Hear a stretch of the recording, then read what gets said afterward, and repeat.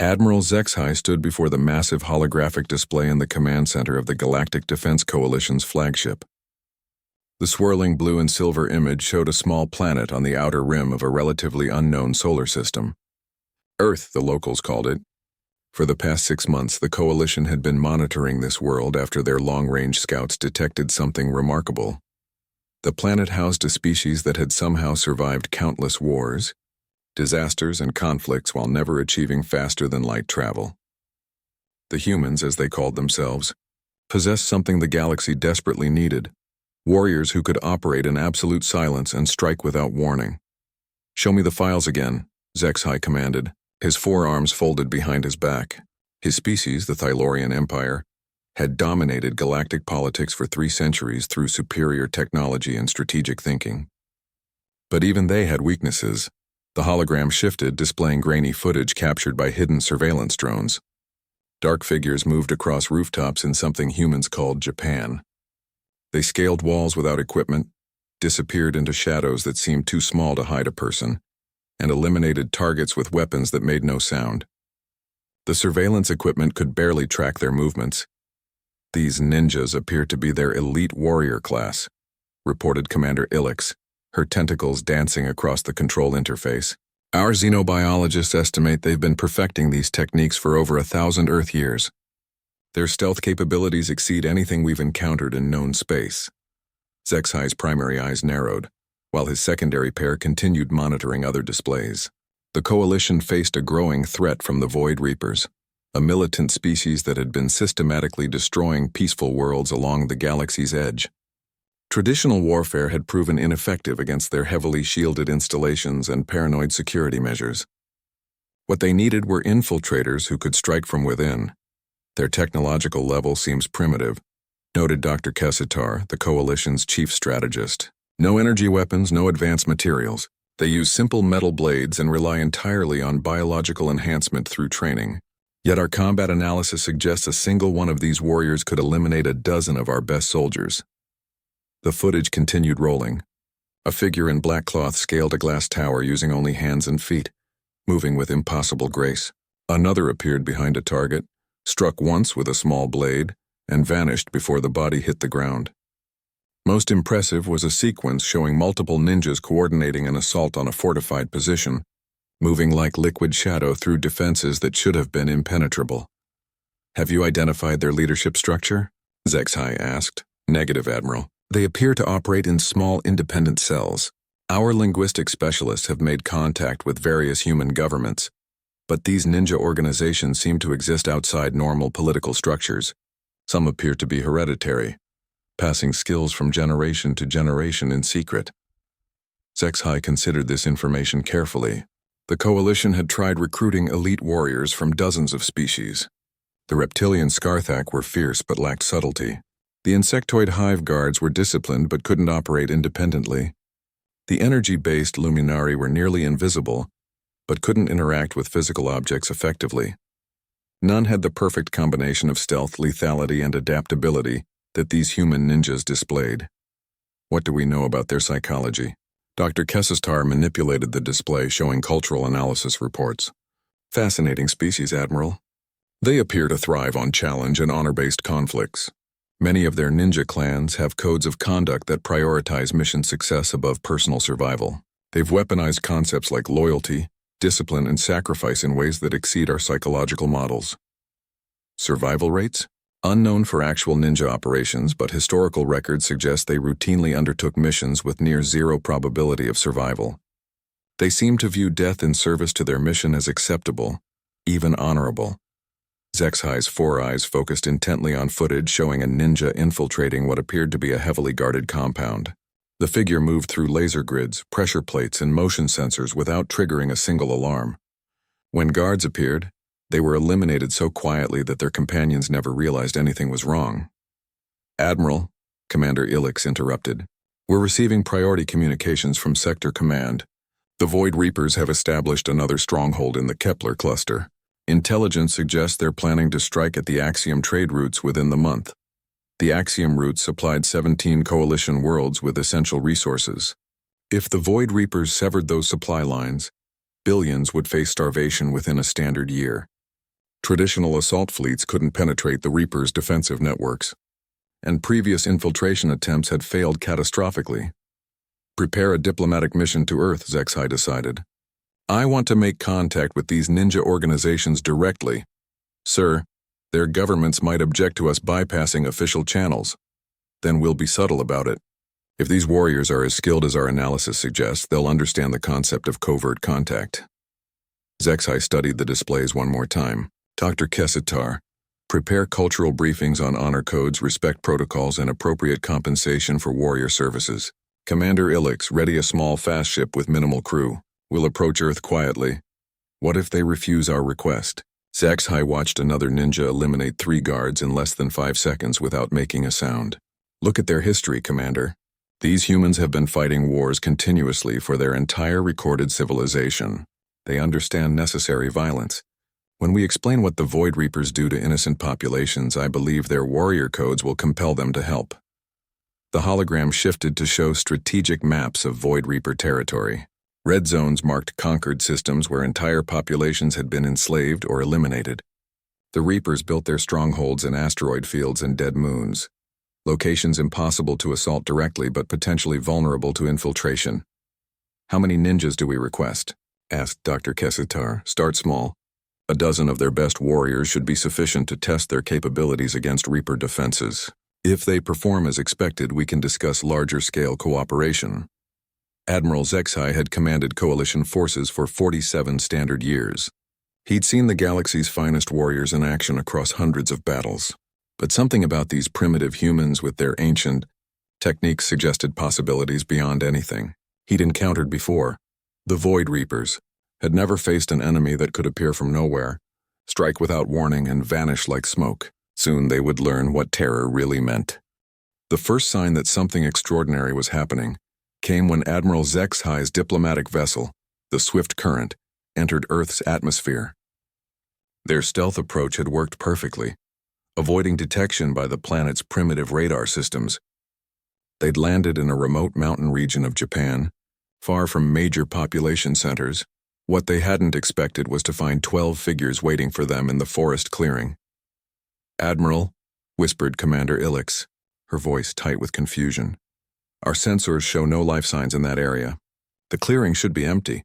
HFY studied the view screen. 12 humans stood motionless among the trees, dressed in dark clothing that seemed to absorb light. They hadn't moved since the ship's sensors first detected them, but somehow they'd known exactly where the coalition vessel would land. How is this possible? Dr. Kesitar checked his instruments repeatedly. Our approach was completely silent. We used photon dampeners and gravity nullifiers.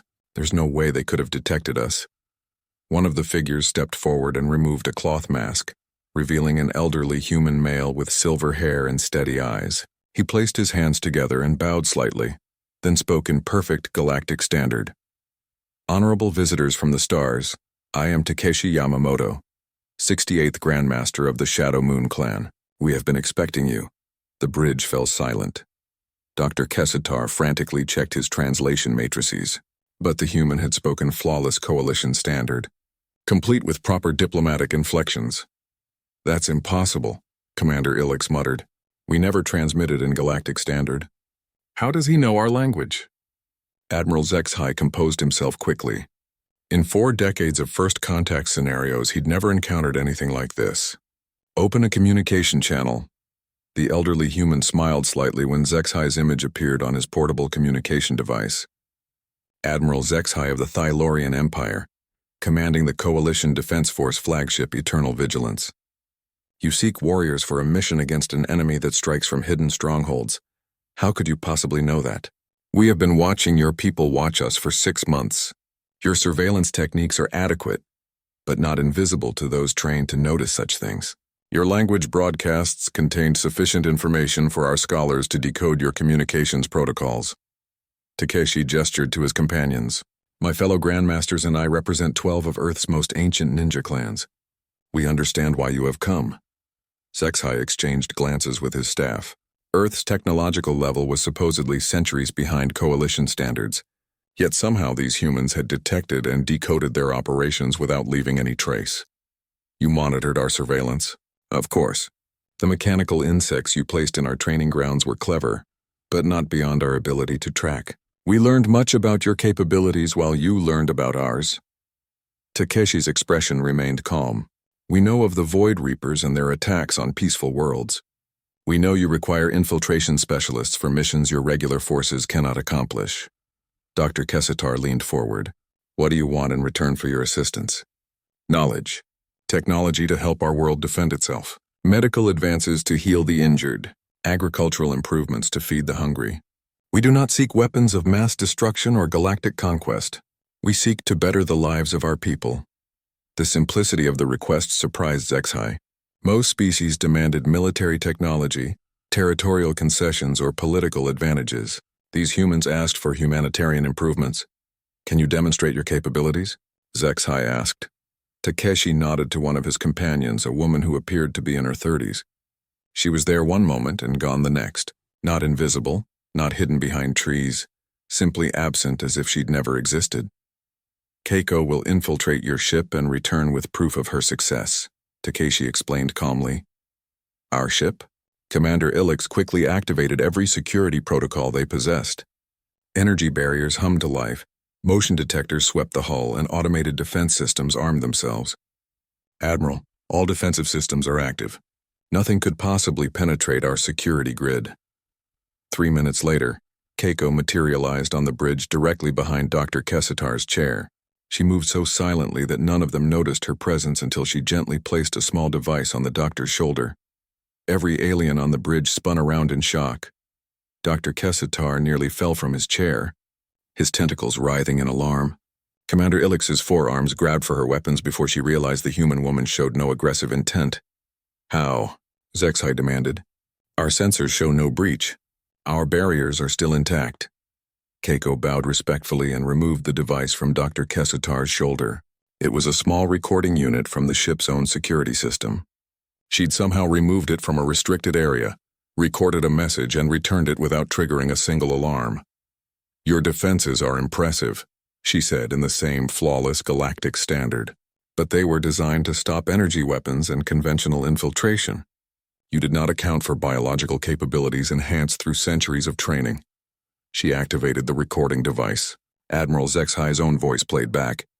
Prepare a diplomatic mission to Earth. I want to make contact with these ninja organizations. Directly. She was in our command center, whispered Commander Ilix. That recording is from 6 hours ago, when we were still in hyperspace. Keiko vanished again, reappearing outside the ship next to Takeshi as if she'd never left the forest. Admiral Zexhai sat back in his command chair, his forearms thoughtfully positioned. In his entire military career, he'd never seen anything like this demonstration. The woman had penetrated every defense they possessed, accessed secured areas, and extracted sensitive information without leaving any trace of her presence. Impressive, he admitted through the communication channel. Your capabilities exceed our projections. Each of us represents different specializations, Takeshi explained. Keiko excels at infiltration and intelligence gathering. Hiroshi specializes in elimination techniques. Yuki focuses on sabotage and explosives. Together we can accomplish objectives that would require hundreds of conventional soldiers. Another figure stepped forward, a young man who looked barely 20. May I demonstrate structural analysis? He asked politely. Without waiting for an answer, he pulled out what appeared to be a simple metal rod. With fluid motions, he assembled it into a complex device that looked remarkably similar to Coalition scanning equipment. Your ship's hull has 17 critical stress points, he announced. Applying precise pressure to 3 specific locations would cause cascade failure of your primary structural supports. However, you could reinforce these weaknesses by redistributing power flow through your secondary energy grid. Dr. Kessitar frantically ran calculations. He's correct, he whispered to Zexhai. Those stress points exist, but they're not visible to external analysis. He'd need access to our internal schematics to identify them. We observe, we analyze, we adapt, Takeshi said simply. This is what we offer your coalition. Warriors who think as well as fight. Soldiers who can study an enemy and identify weaknesses others cannot see. Admiral Zexhai made his decision. Grandmaster Takeshi on behalf of the Galactic Defense Coalition. I formally request your assistance against the Void Reapers. Will your clans accept this mission? The 12 figures moved closer together, and for a moment they seemed to communicate without speaking. Then Takeshi bowed again. We accept. When do we depart? Immediately. Our intelligence suggests the Reapers will strike within days. Then we are ready. Takeshi gestured, and his companions began moving toward the ship. Admiral, you should know that we do not expect all of us to return from this mission. What do you mean? We understand the nature of warfare against an unknown enemy. Some of us will likely die gathering the intelligence needed for others to succeed. This is acceptable. Our clans have prepared for such sacrifices. As the 12 ninjas boarded the coalition vessel, Admiral Zexai wondered if he'd made a brilliant decision or a terrible mistake. These humans were unlike anything the galaxy had ever encountered. Soon the Void Reapers would discover just how dangerous Earth's ancient warriors could be. The Void Reaper stronghold designated Target Sigma hung in the asteroid field like a mechanical cancer. Built into a massive chunk of iron and nickel, the facility bristled with energy weapons, sensor arrays, and automated defense platforms. According to Coalition intelligence, over 3,000 Reaper soldiers occupied the base, preparing for their assault on the Axiom trade routes. Admiral Zexai studied the tactical display aboard the Eternal Vigilance, positioned safely beyond the asteroid field sensor range. Previous reconnaissance missions had failed to penetrate the stronghold's outer defenses. 2 Coalition strike teams had attempted infiltration in the past month. Neither had returned. The facility's defensive grid adapts to any intrusion attempt, reported Commander Ilix. Energy dampeners neutralize our technology, while motion sensors detect biological signatures at extreme range. The Reapers have made their base essentially impenetrable. Dr. Kessitar manipulated the holographic display, highlighting key defensive features. Overlapping kill zones cover every approach vector. Automated turrets respond to movement within microseconds. The interior is a maze designed to confuse and trap intruders. Takeshi Yamamoto studied the display quietly, his weathered hands folded behind his back. The other 11 ninjas stood around him in a loose circle, each examining different aspects of the stronghold's layout. They'd been analyzing the target for 3 hours without speaking. What do you see, Grandmaster? Admiral Zexai asked. Fear, Takeshi replied simply. This fortress was built by people who are afraid of everything. They have defenses against energy weapons, kinetic attacks, electronic infiltration, and biological threats. But they have overlooked something important. What's that? They cannot defend against what they do not understand. Takeshi gestured to his companions. Keiko, show them the blind spots. The woman who had infiltrated their ship stepped forward and began highlighting areas on the display. The sensor grid assumes linear movement. If someone can move in 3 dimensions simultaneously, following specific trajectory patterns, they can pass through the detection field without triggering alarms. Commander Ilix examined the routes Keiko had marked. Those paths would require impossible precision. A deviation of even centimeters would trigger the sensors. For you, perhaps impossible. For us, merely difficult. Hiroshi, the elimination specialist, pointed to the stronghold's interior layout. Their security assumes intruders will move through corridors and open spaces. But these walls are not solid metal. They contain maintenance shafts, ventilation systems, and power conduits. The Reapers monitor the obvious paths while leaving the hidden ones unwatched. How could you possibly know about internal structures? Dr. Kessitar asked. Yuki, the explosives expert, smiled slightly. Every building reveals its secrets to those who know how to look. The placement of external sensors tells us where power cables run. The location of waste disposal ports shows us the ventilation layout. The positioning of weapon turrets reveals structural supports. Admiral Zexai felt a growing sense of unease. These humans seemed to see weaknesses that Coalition experts had missed entirely. What's your proposed approach? Simple, Takeshi replied. We infiltrate the facility, gather intelligence on Reaper capabilities, and eliminate key personnel. Your forces can then assault the weakened stronghold with minimal casualties. All 12 of you? No, this mission requires only 3. Keiko for infiltration, Hiroshi for elimination, and Yuki for sabotage. The rest will remain here to study Reaper response patterns for future operations. Commander Ilix looked alarmed. 3 people against 3,000 enemies? Numbers are meaningless if the enemy cannot find you, said Keiko calmly. We do not plan to fight 3,000 soldiers. We plan to eliminate key targets while remaining undetected. Admiral Zexhai authorized the mission despite his reservations. Coalition forces had failed repeatedly against Reaper strongholds.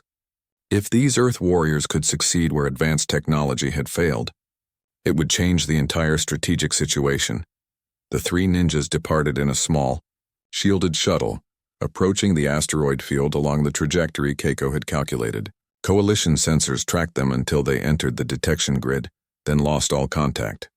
Should we be able to monitor their progress? Admiral Zexhai asked. Negative, replied Dr. Kestar. They insisted on complete communication silence to avoid detection. We won't know if they've succeeded until they return or fail to report back. Hours passed. The tactical display showed no change in the stronghold status. Defensive systems remained active, patrol schedules continued normally, and communication traffic indicated no unusual activity. Maybe they were detected and eliminated immediately, suggested Commander Ilix. Takeshi shook his head. Patience, Commander. My students move like shadows within shadows. The Reapers will not know they were there until it is far too late. 6 hours after infiltration began, alarms suddenly blazed throughout the Reaper stronghold. Energy readings spiked wildly as defensive systems activated in response to multiple simultaneous breaches. The tactical display lit up with explosions, system failures, and chaotic movement patterns. What's happening? Admiral Zexhai demanded. The communications array crackled to life with panicked Reaper transmissions. Coalition translators worked frantically to decode the alien language. Command center compromised. All senior officers down. Power grid failing. Main reactor unstable. Intruders in Section 7. No visual contact. They're everywhere. Weapons systems offline. Something's jamming our fire control. Admiral Zexhai watched in amazement as the fortress that had resisted every coalition assault began tearing itself apart from within. Explosions cascaded through critical systems, communication networks failed, and defensive turrets turned on each other in electronic confusion. Impossible, whispered Dr. Kestar. How could 3 individuals cause this much damage? They didn't just infiltrate the base, Takeshi explained proudly. They turned the Reaper's paranoid security against them. By triggering specific system failures in precise sequence, they created a cascade effect that convinced the automated defenses that the facility was under massive attack. The stronghold's main reactor exploded in a brilliant flash, sending debris spinning through the asteroid field. Secondary explosions followed as ammunition depots and fuel storage areas detonated. Within minutes, the impregnable fortress had become a spreading cloud of wreckage. A small shuttle emerged from the debris field, its hull scorched but intact. Coalition sensors detected 3 life signs aboard as it approached the Eternal Vigilance. Keiko, Hiroshi, and Yuki, reporting mission complete, came the calm voice through the communication system. When the 3 ninjas returned to the bridge, they showed no signs of stress or exhaustion, despite having just destroyed an entire enemy stronghold. Keiko carried a data storage device filled with Reaper intelligence. Hiroshi had detailed recordings of enemy combat capabilities. Yuki brought complete schematics of Reaper defensive systems. Casualties? Admiral Zexhai asked. 237 confirmed eliminations, Hiroshi reported matter-of-factly. Command staff, senior officers, and technical specialists prioritized for removal. Remaining personnel evacuated or eliminated when the reactor destabilized. Dr. Kesitar stared at his readings. You killed over 200 enemies in 6 hours? Most died when their own security systems turned against them, Keiko explained. We eliminated only those individuals necessary to create the desired chaos. Efficiency is more important than total body count. The intelligence data contains complete information on Reaper military doctrine, weapon specifications, and planned offensive operations, Yuki added. Your forces now have significant tactical advantages for future engagements. Admiral Zexhai sat back in his command chair, stunned by what he'd witnessed. 3 humans with primitive weapons had accomplished what entire coalition fleets had failed to achieve. They'd not only destroyed an enemy stronghold, but had done so while gathering invaluable intelligence and eliminating key enemy personnel. Grandmaster, he said to Takeshi, your warriors have exceeded every expectation. The Coalition owes Earth a significant debt. This was merely a test of Reaper capabilities, Takeshi replied. Now that we understand their strengths and weaknesses, we can plan more ambitious operations. The Void Reapers have made a serious mistake. What mistake? They assumed that superior technology could defeat superior technique. They built their defenses to stop the enemies they expected, not the enemies they face. Takeshi smiled grimly. Soon, they will learn that some battles are won not by the strongest but by the most adaptable. Admiral Zexhai looked at the tactical display showing the destroyed stronghold. For the first time since the Void Reaper conflict began, he felt genuine hope for victory. The intelligence gathered from the destroyed stronghold revealed something that chilled Admiral Zexhai to his core. The Void Reapers weren't just planning to attack the Axiom trade routes. They were preparing to eliminate every coalition world in the Outer Rim systems, starting with the agricultural planet Harvest Prime. 15 million civilians, Dr. Kessatar reported grimly. The Reapers have positioned a battle fleet of 200 ships in the Kepler Nebula, hidden from our long-range sensors. Their plan calls for simultaneous strikes on 12 worlds beginning in 72 hours. Commander Ilix studied the captured battle plans with growing alarm. Admiral, our nearest fleet elements are 6 days away. We cannot intercept them in time. Even if we could, added Dr. Kessatar, our forces are outnumbered 3-1. The Reapers have been preparing this offensive for months while we focused on defending individual targets. Admiral Zexhai felt the weight of impossible decisions pressing down on him. 15 million lives hung in the balance, and traditional military responses had proven inadequate. He turned to Takeshi, who had been studying the intelligence data with his fellow grandmasters. Is there anything your people can do? Perhaps, Takeshi replied thoughtfully. But it would require all 12 of us, and the mission parameters would be unlike anything we have attempted before. Explain. Keiko stepped forward, activating a holographic display that showed the Reaper fleet disposition. 200 ships, but only 12 command vessels contain the coordination systems necessary for fleet operations. Disable those ships and the attack becomes impossible. 12 targets across an entire fleet formation? Commander Ilix shook her head. Even with your capabilities, how could you possibly reach that many ships simultaneously? We don't need to, said Hiroshi. Reaper command protocol requires regular confirmation signals between fleet commanders. If those signals are interrupted in a specific pattern, their security systems will assume enemy infiltration and initiate lockdown procedures. Yuki manipulated the display to show power distribution patterns. Each command ship has identical layouts based on standard Reaper design principles. Once we understand the architecture of one vessel, we can move efficiently through all of them. Admiral Zexhai studied their proposal with growing amazement. You're suggesting a simultaneous infiltration of 12 heavily defended warships? Precisely, Takeshi confirmed. Each of us will target one command vessel. We strike at the same moment, eliminate key personnel, sabotage critical systems, and escape before the Reapers can respond. The casualties required. Dr. Kestar began calculating, then stopped, his tentacles writhing in shock.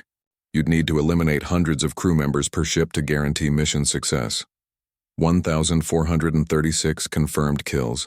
Minimum, Hiroshi said calmly. Plus whatever additional eliminations prove necessary during execution. The bridge fell silent. Coalition military doctrine emphasized minimal casualties and proportional response. These humans were discussing the systematic elimination of over 1,000 enemies as if planning a routine operation. Can you accomplish this without being detected? Admiral Zexhai asked. Detection is inevitable once we begin active operations, Keiko admitted, but by then it will be too late for effective countermeasures. Reaper response time is approximately 4 minutes from initial alarm to coordinated defense. We can complete our objectives in 2 minutes and 30 seconds. Commander Ilix looked incredulous. You can eliminate that many targets in under 3 minutes? We have been preparing for large-scale operations since childhood, explained Takeshi.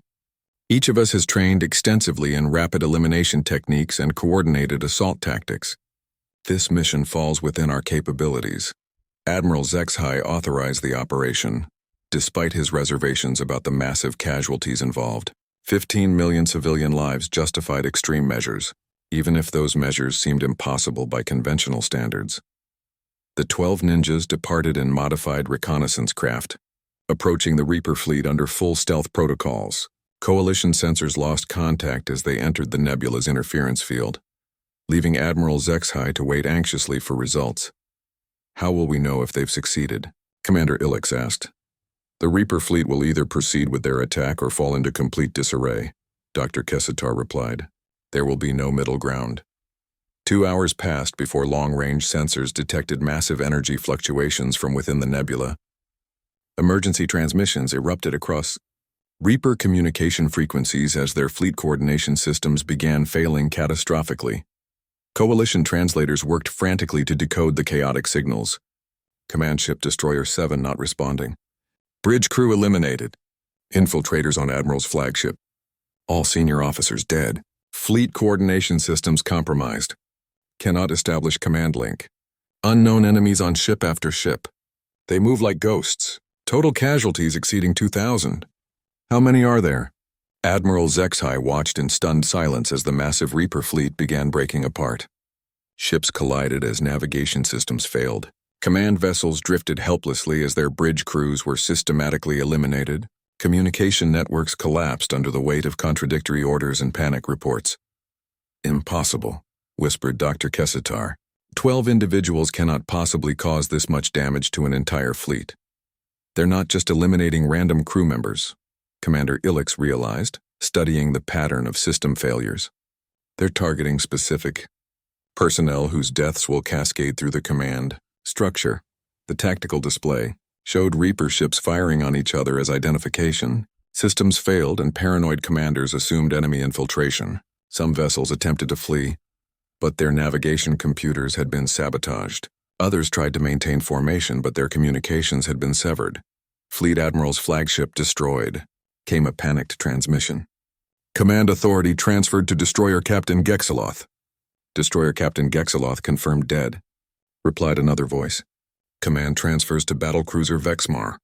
Battlecruiser Vexmar not responding. Bridge crew eliminated. The cascade of command failures continued as each newly promoted officer was eliminated before they could establish control. Within an hour, the Reaper fleet had completely lost all coordination and was scattered throughout the nebula in complete disarray. 12 small craft emerged from the chaos, their hulls bearing scorch marks from energy weapons and debris impacts. Coalition sensors confirmed all ninjas had survived the operation. Mission complete, came Takeshi's calm voice over the communication system. Reaper fleet neutralized. Attack on Harvest Prime is no longer possible. When the ninjas returned to the Eternal Vigilance, Admiral HFY was waiting in the shuttle bay with his entire senior staff. The 12 humans emerged from their craft showing signs of intense combat, but none appeared seriously injured. Casualties? He asked, though he already suspected the answer would shock him. 2,397 confirmed eliminations, Hiroshi reported. All 12 fleet commanders, 36 senior officers, 144 navigation specialists, and supporting personnel critical to fleet coordination. You killed over 2,000 enemies in 2 hours. The mission required precise timing and coordinated strikes, Keiko explained. Each target was eliminated efficiently to prevent communication or response. Speed was essential to prevent the Reapers from adapting to our presence. Dr. Kessitar checked his combat analysis systems repeatedly, unable to believe the data. How is this possible? 12 individuals cannot physically engage that many opponents simultaneously. We did not fight them all at once, said Yuki. We moved through each ship systematically, eliminating key personnel, while avoiding unnecessary confrontation. Most crew members never knew we were there until it was too late. The Reaper fleet contained 60,000 soldiers, Commander Ilix noted. You neutralized their entire offensive capability by eliminating less than 4% of their personnel. Efficiency over attrition, Takeshi said simply. Remove the head and the body cannot function. We identified the individuals whose deaths would cause maximum disruption and eliminated them in coordinated sequence. Admiral HFY stared at the humans who had just saved 15 million lives through the systematic elimination of thousands of enemies. Their calm demeanor and clinical approach to massive casualties was unlike anything in coalition military doctrine. Grandmaster, he said finally, your warriors have accomplished something our entire fleet could not. How do we repay such a debt? Continue our mission against the Void Reapers, Takeshi replied. Today we saved one world. Tomorrow we can save the galaxy. The 12 ninjas walked quietly toward their quarters, leaving Admiral HFY and his staff to contemplate what they had witnessed. These humans didn't just fight wars, they redefined the very concept of warfare itself. For the first time, the Admiral began to wonder not whether they could defeat the Void Reapers, but whether the galaxy was ready for the kind of warriors Earth had produced. Dr. Kessitar had not slept in 3 days. The xenobiologist sat surrounded by holographic displays, medical scanners, and combat analysis systems, desperately trying to understand how 12 humans had accomplished what should have been impossible. The numbers simply didn't add up. "Admiral," he reported as Zexhai entered the research laboratory, "I've completed comprehensive analysis of the ninja operations. The results challenge everything we know about combat effectiveness and biological limitations. Show me." The holographic display activated, showing detailed recordings from the fleet infiltration mission. Standard coalition doctrines suggest that elite soldiers can eliminate approximately 1 enemy per minute under optimal conditions. Even our best Scarthak warriors rarely exceed this rate without advanced weapons. The recording showed Hiroshi moving through a Reaper command ship. In 30 seconds, he eliminated 6 bridge officers without making a sound, using nothing but a simple metal blade and precise strikes. This human achieved a kill rate of 12 enemies per minute using primitive technology, Dr. Kessitar continued. But that's not the most remarkable aspect. What is? Watch his movement patterns. The display slowed the recording to show detailed analysis. He doesn't waste a single motion. Every step, every gesture, every strike serves multiple purposes. He's not just fighting efficiently. He's thinking 3 moves ahead of every opponent. Commander Ilix joined them in the laboratory, her 4 arms full of additional data tablets. "I've been studying their physiological readings during combat. Admiral, these humans are operating at peak efficiency in every biological system simultaneously." The display shifted to show medical scans taken during the mission. Heart rate, breathing, muscle tension, neural activity, all perfectly controlled despite extreme stress. They've somehow trained their bodies to function optimally during life-threatening situations. "How is that possible?" "I asked Grandmaster Takeshi if we could observe their training methods," Dr. Kessitar replied. "What I discovered explains everything and nothing." The hologram changed to show recordings from the ship's cargo bay, where the ninjas had established a temporary training area. Admiral Zexhai watched in fascination as the 12 humans moved through complex exercises that seemed to defy physics. Keiko balanced motionless on a single finger while her fellow ninjas threw practice weapons at her from multiple directions. Without looking, she deflected each projectile using subtle shifts in weight and positioning. Her balance never wavered. "She's processing incoming threats through sound, air pressure changes, and peripheral vision," Dr. Kessitar explained. "Her brain is calculating trajectory, timing, and response simultaneously while maintaining perfect physical control. Their training begins in childhood," added Commander Ilix. "I spoke with Takeshi about their development process. They don't just learn combat techniques, they rebuild their entire nervous system." The recording showed Hiroshi and Yuki sparring at impossible speed. Their movements were so fast that coalition cameras could barely track them, yet neither made contact with the other. They fought like dancers, each anticipating their opponent's next move through subtle body language cues. "They call it reading the shadows," Dr. Kestar continued. "By studying micro-expressions, breathing patterns, muscle tension, and weight distribution, they can predict an opponent's actions before the opponent has consciously decided what to do." Admiral Zexhai studied the medical data with growing amazement. "How long does this training take?" 20 years minimum for basic proficiency," Commander Ilix replied. 40 to 50 years to reach Grandmaster level, and that's with constant daily practice starting in early childhood. "Their entire civilization is structured around this concept," Dr. Kessitar added. "While most human societies focus on technology or commerce, these ninja clans have spent centuries perfecting the art of warfare. They've weaponized human potential itself."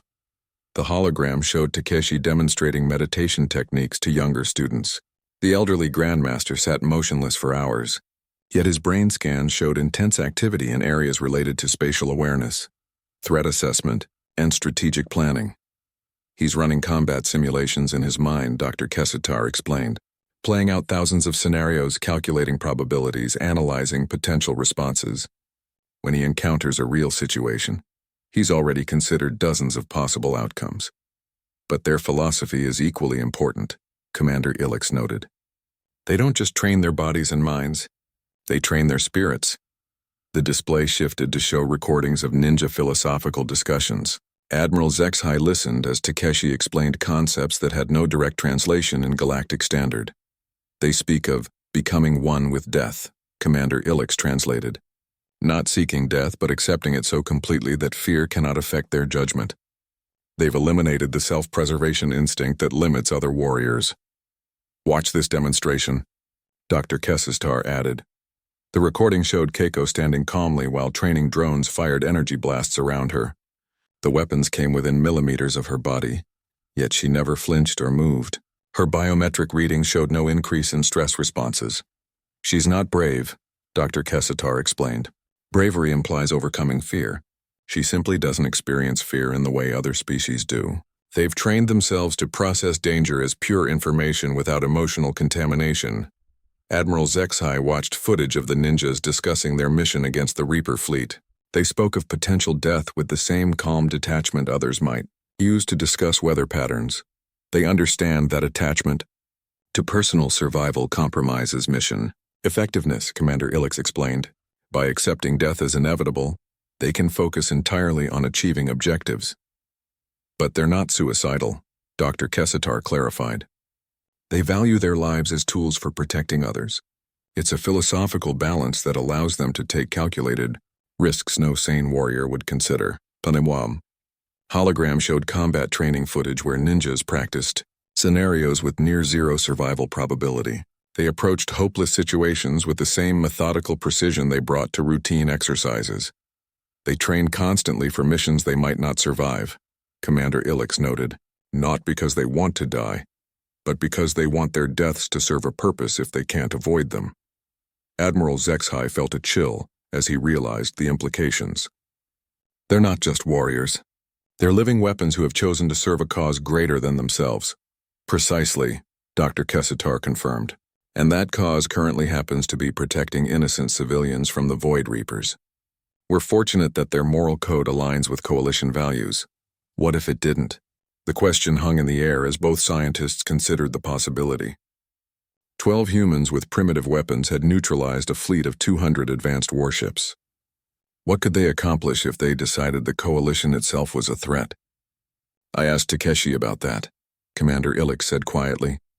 He told me that ninja clans have spent centuries learning to choose worthy causes.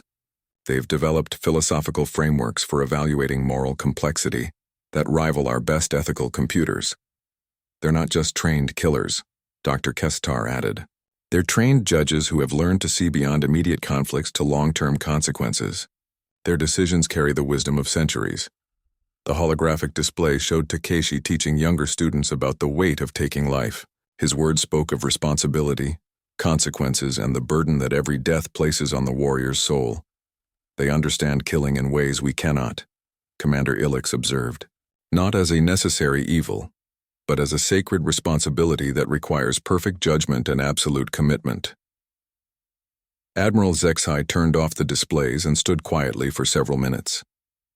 He'd commanded military forces for decades, but he'd never encountered warriors who combined such devastating effectiveness with such profound philosophical depth. Doctor, in your professional opinion, could we train Coalition soldiers to achieve similar capabilities? Dr. Kestar shook his head slowly. Admiral, what we've witnessed represents the culmination of 1,000 years of human evolution and warfare. These ninjas aren't just trained soldiers. They're the end result of generations of selective breeding, cultural development, and philosophical refinement. We could teach the techniques, Commander Ilix added, but we cannot replicate the culture that produces such individuals. They're not just skilled, they're fundamentally different from other warriors at a genetic and psychological level. Admiral Zexhai nodded grimly. Earth had given the galaxy something unprecedented. Warriors who could achieve impossible objectives while maintaining moral clarity about the necessity of their actions. The question now was whether the galaxy deserved such protectors, and whether humanity would continue to share them with species that could never truly understand what they represented. The Void Reaper supremacy had learned from their losses. Their final stronghold, built inside the core of a dead planet, represented everything they had discovered about fighting an invisible enemy. Motion sensors filled every corridor, energy barriers blocked all access points, and automated turrets tracked even the smallest movements. They've adapted their defenses specifically to counter ninja infiltration techniques, Dr. Kestar reported grimly.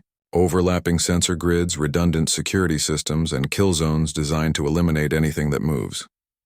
Admiral Zexhai studied the massive fortress through long-range scanners.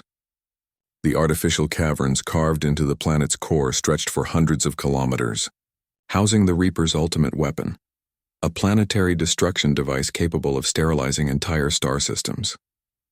Intel suggests they'll begin testing the weapon in 6 hours, Commander Ilix added. Their target is the Centauri colony, home to 40 million civilians. Our fleet cannot penetrate the planetary defenses, reported the tactical officer. The Reapers have positioned antimatter mines throughout the system and established energy barriers around the planet itself. Takeshi and his 11 fellow Grandmasters stood silently around the holographic display, studying every detail of the fortress design. They had been analyzing the target for 8 hours, speaking only in whispers among themselves. Grandmaster, Admiral Zexhai said finally, "Is infiltration possible?" "Yes," Takeshi replied quietly, "but not in the way we have done before. This mission requires something we have never attempted." "What do you mean?" Keiko stepped forward, her expression more serious than Admiral Zexhai had ever seen. "Complete integration. We cannot move through this fortress as individuals. We must become a single entity thinking and acting as one consciousness. 12 people cannot share one mind," Dr. Kessitar protested. "Can they not?" Hiroshi asked. "We have trained together for 60 years. We know each other's thoughts before they are spoken, each other's movements before they are made. This mission will test whether that knowledge can become something greater." Yuki manipulated the holographic display, highlighting specific sections of the fortress. The weapon is protected by 7 layers of security, each designed to be impenetrable individually. But if 12 people move in perfect coordination, striking simultaneously at precise moments, the defenses will cascade failure in sequence. "The timing must be perfect," added another ninja. "A deviation of even milliseconds will trigger countermeasures that will kill us all instantly." Admiral Zexhai felt a chill as he realized what they were proposing. "You're going to attempt simultaneous infiltration of 7 security layers with split-second timing." "More than that," Takeshi explained.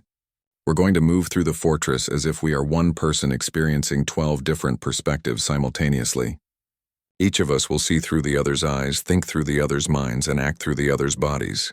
How is that possible?" "We have been preparing for this moment our entire lives," Takeshi said simply. "Every meditation, every training exercise, every shared experience has built connections between our minds that go beyond normal human limitations."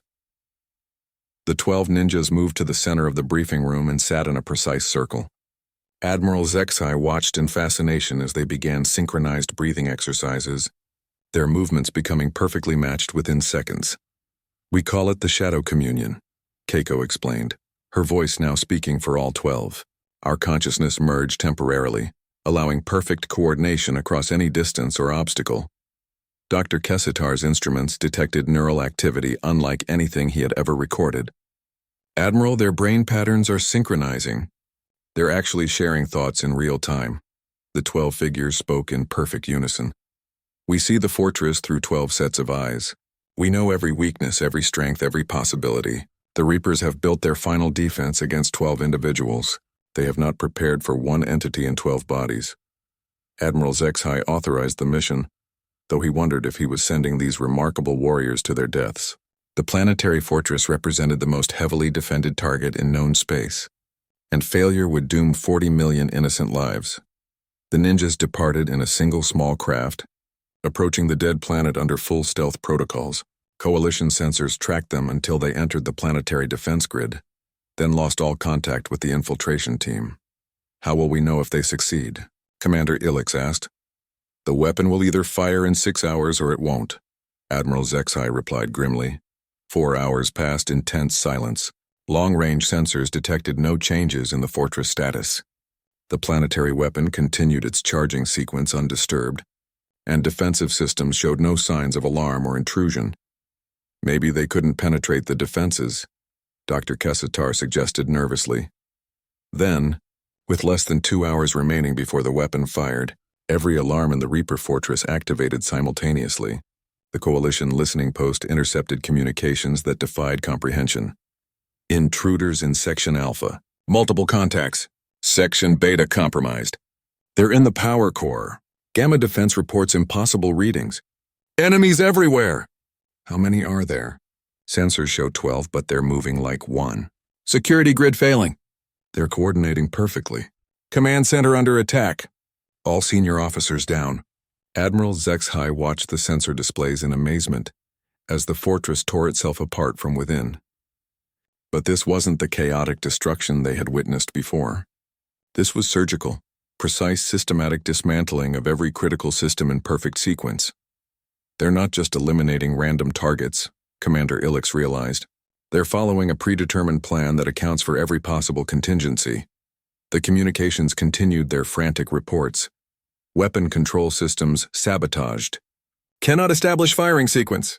Main reactor destabilizing. Someone's triggering cascade failure. Defense grid down. All automated systems offline. Impossible. They anticipated our countermeasures. 7 teams moving simultaneously. Perfect coordination. They're not human. No biological entity can move like this. Dr. Kessistar monitored the fortress energy signatures as critical systems failed in precise order. Admiral, they're not just destroying the weapon. They're doing it in a way that will prevent the Reapers from ever rebuilding it. How can you tell? The sequence of destruction. They're eliminating specific components that would take decades to replace, while leaving others intact to create deliberate structural weaknesses. Even if the Reapers repair the obvious damage, the fortress will remain vulnerable to conventional assault. The tactical display showed multiple explosions cascading through the fortress interior, but unlike previous ninja operations, these detonations followed mathematical patterns that suggested incredible foresight and planning. Reactor containment breached. Evacuation protocols initiated. Cannot evacuate. All escape routes compromised. They're everywhere and nowhere. How do we fight shadows? Weapon control permanently damaged. Cannot complete firing sequence. Fortress command destroyed. All senior staff eliminated. The massive planetary fortress began collapsing as its structural supports failed in calculated sequence. But before the final destruction, 12 small escape pods launched from different sections of the complex, converging on a rendezvous point beyond the planetary defense grid. All ninja teams reporting extraction complete, came Takeshi's voice through the communication system. Primary objective achieved. Weapon permanently disabled. Secondary objective achieved. Fortress command structure eliminated. Tertiary objective achieved. Reaper technological capabilities severely compromised. When the 12 ninjas returned to the Eternal Vigilance, Admiral Zexhai was waiting with medical teams and debriefing specialists. But the humans showed no signs of exhaustion or stress despite having just destroyed the most heavily defended facility in the galaxy. Casualties? He asked, though he suspected the answer would shock him again. 4,732 confirmed eliminations, the 12 ninjas replied in perfect unison, still speaking as one consciousness. All Fortress Command personnel, senior technical staff, and critical support specialists. The Void Reaper military capability has been reduced by approximately 60%. Dr. Kestar checked his instruments frantically. How is this possible? You were inside the fortress for only 4 hours. We were not 12 individuals moving separately, Keiko explained as their minds began to separate back into distinct personalities. We were one entity moving through 12 bodies. Every action was coordinated, every strike was planned. Every elimination served multiple strategic purposes. You killed nearly 5,000 enemies in 4 hours, Commander Ilix whispered. We eliminated the exact individuals whose deaths would cripple Reaper resistance, while preserving those whose survival serves our strategic interests, Hiroshi corrected. Efficiency, not attrition. Admiral Zexhai looked at the 12 humans who had just saved 40 million lives and effectively ended the Void Reaper threat. Their calm demeanor after accomplishing the impossible was perhaps the most unsettling aspect of their capabilities. The war is over, he realized. You've ended it. This war is over, Takeshi agreed. But 6 months after the fall of the Void Reaper supremacy, Admiral Zexhai stood in the Coalition Senate chambers, delivering his final report on the Human Warrior program. Representatives from 47 species listened in stunned silence as he detailed the ninja operations that had saved the galaxy. 12 individuals, he concluded, eliminated over 7,000 enemy combatants across multiple operations while suffering 0 casualties themselves. They destroyed installations that our entire fleet could not breach, gathered intelligence that revolutionized our understanding of asymmetric warfare, and ended a conflict that threatened billions of innocent lives. Senator Velcon of the Reptilian Dominion raised a scaled hand. Admiral, these numbers seem impossible. How can we verify such claims? The mission recordings speak for themselves, HFY replied, activating holographic displays that showed key moments from each ninja operation. These humans redefined what we consider militarily feasible. The Senate watched in fascination as footage played of ninjas moving like smoke through heavily defended positions, eliminating enemies with surgical precision, and coordinating impossible attacks across vast distances. What do the humans want in return for this assistance? Asked Senator Mordeth from the Industrial Consortium. Remarkably little, Admiral HFY admitted. Medical technology, agricultural improvements, and educational exchanges. They specifically declined all offers of military technology or territorial concessions. Why would they refuse such advantages? Dr. Kessitar stepped forward to address the Senate. Based on extensive study of human culture, they appear to view their warrior capabilities as tools for protecting others, not for personal advancement. Their ninja clans operate according to philosophical codes that prioritize service over profit. Senator Ilex of the Trade Federation looked skeptical. Surely they must want something more substantial. Military power of this magnitude could command enormous compensation. I presented that exact argument to Grandmaster Takeshi. Admiral HFY replied. His response was instructive. He said that true strength cannot be purchased, only earned through dedication to worthy causes. The holographic display shifted to show current footage from Earth, where coalition medical teams were working alongside human doctors to develop new treatments for genetic diseases. In another scene, agricultural specialists shared advanced farming techniques that would increase crop yields across multiple continents. The humans are using our technology to better their entire species, Dr. Kester explained. Every advancement benefits their population rather than just their military capabilities. What about ongoing security arrangements? Asked Senator Grixton from the Military Committee. The ninja clans have agreed to establish a permanent liaison with coalition defense forces, Admiral HFY reported.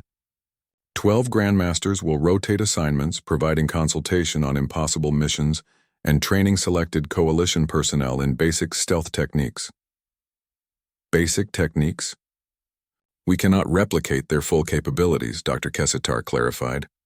Their training requires decades of cultural immersion and philosophical development that other species cannot easily adopt.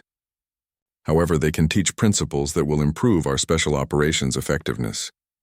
The Senate chamber fell quiet as representatives contemplated the implications. For the first time in galactic history, a species had demonstrated military capabilities that exceeded anything previously imagined, yet shown no interest in using those abilities for conquest or domination. There is another matter, Admiral HFY continued, his expression growing serious. Intelligence suggests that word of human capabilities has spread beyond coalition space. Other galactic powers are taking notice. Senator Velcon leaned forward. What kind of notice? The hegemony of suns has sent diplomatic missions to Earth, offering technology exchanges and military alliances. The Shadow Compact has begun recruiting human mercenaries through third-party contacts. Even the neutral zones are attempting to establish trade relationships with Earth governments. Are the humans responsive to these offers? That's what concerns me, Admiral HFY admitted. The ninja clans operate independently from their planetary governments. While Earth's political leaders may sign agreements with various galactic powers, the warriors themselves choose their own missions based on their philosophical codes.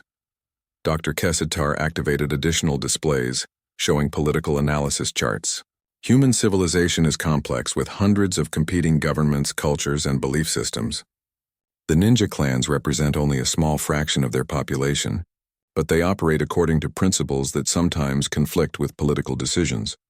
What happens if other powers convince human governments to order ninja operations against coalition interests? I asked Grandmaster Takeshi about that scenario, Admiral Zexai replied. He explained that ninja loyalty follows a hierarchy. First to protecting innocent life, second to honoring worthy causes, third to obeying legitimate authority. If their government ordered them to attack peaceful coalition worlds, they would refuse. Can we trust such assurances? Based on extensive observation, yes. These warriors have internalized moral codes that appear stronger than political pressure or material incentives. They've demonstrated willingness to die for principles. And their history shows consistent patterns of protecting the innocent, regardless of political considerations. Senator Mordaunt stood to address the chamber. Admiral, you're asking us to base galactic security on the moral philosophy of 12 primitive warriors from an undeveloped world. I'm asking you to recognize that we've encountered something unprecedented. Admiral Zexai replied firmly. These humans represent a form of military capability that transcends technology and conventional strategy. Their moral clarity is as remarkable as their combat effectiveness. The holographic display showed footage from the final ninja mission, where 12 warriors had moved as one consciousness to destroy the most heavily defended facility in known space. The precision, coordination, and absolute dedication to their mission was unlike anything in military history. What about the future? Asked Senator Ilex. As human civilization advances technologically, won't their capabilities become even more dangerous? That's both our greatest opportunity and our greatest risk, Dr. Kessitar replied.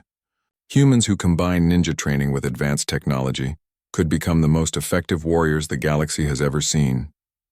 But they could also become unstoppable if they ever turned against peaceful species. I've discussed this with Earth's leaders, Admiral Zexai added. They're establishing formal academies where ninja techniques can be studied alongside coalition military doctrine.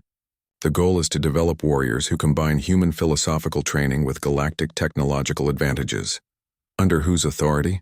Joint oversight between coalition defense forces and Earth's most respected ninja clans.